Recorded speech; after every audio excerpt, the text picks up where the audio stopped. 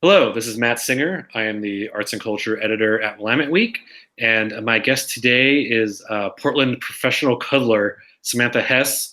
Um, Samantha, how about we just quickly start for you've gotten a lot of press in the past couple of years, but for anybody who's not aware, uh, what is your job description essentially as a professional cuddler? So the service that I provide is 100% platonic. There's never anything sexual about it. But what I do is I basically give love to people who don't necessarily have spaces for unconditional love in their life. We all have people that are willing to be there for us, but they also need that in return. So for me, it's a shortcut because you just get to give me money instead. Got it. Um, So we spoke for a piece that we wrote way back in March now, sort of right before the shelter-in-place order went into effect, and about some of the adjustments you've had to make in your practice. What has happened since then? A lot of crying.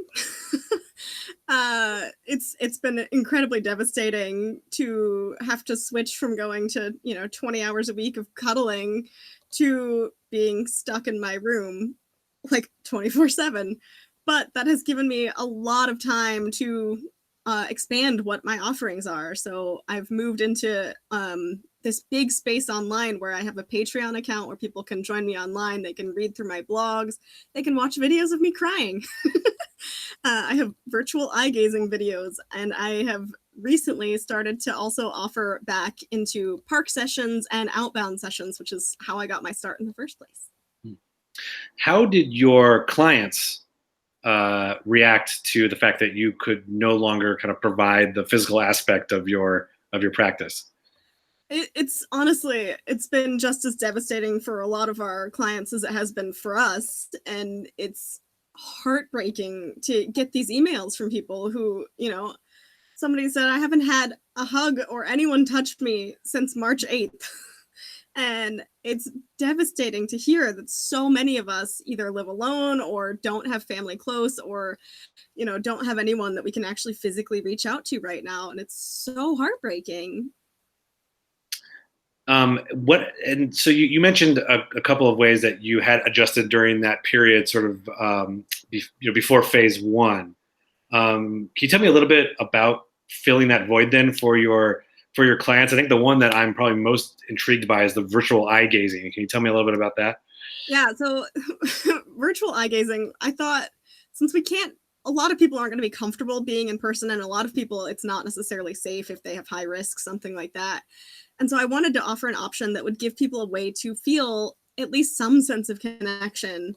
And so what I did was I posted a YouTube video for free for anyone to just go watch as much or as little as they wanted of. So it's not like me just immediately eye gazing with them unless they specifically request that and book an appointment.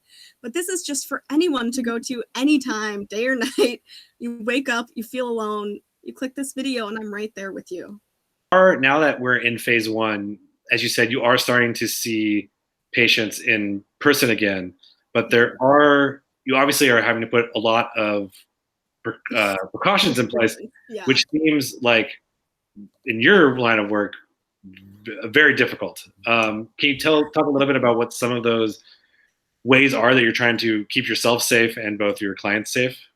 Yeah. So with a service such as ours, where like you have to be within 6 feet for some of the services that we offer, it's like I did hundreds of hours of research and read everything I could get my hands on, and I came up with a set of protocols to help mitigate risk as much as possible. And I'm even refining that further, currently creating a risk assessment quiz that people can take, and then it'll tell them, what kind of services I can offer for them based on their risk level. But some of the safety protocols, like at the studio, we used to be able to offer 92 different cuddle poses, and now I can offer about 12.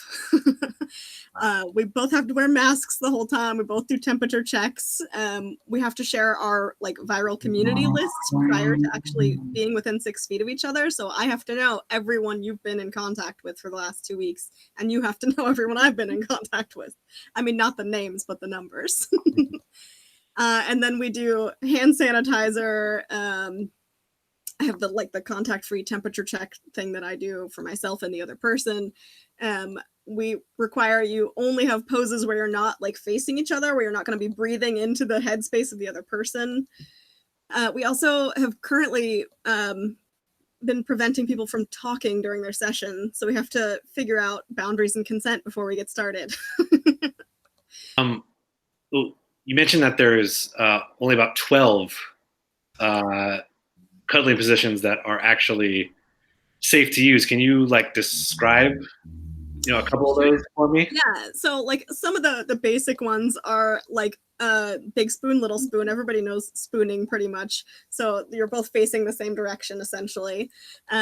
Or there's one where you go back to back called pyramid. There's one called cloak where I literally just like lay my body on you like a pancake. It's amazing. It feels like a human weighted blanket, which is even better than a real weighted blanket. So have you started to see, have you seen anybody yet since we entered phase one?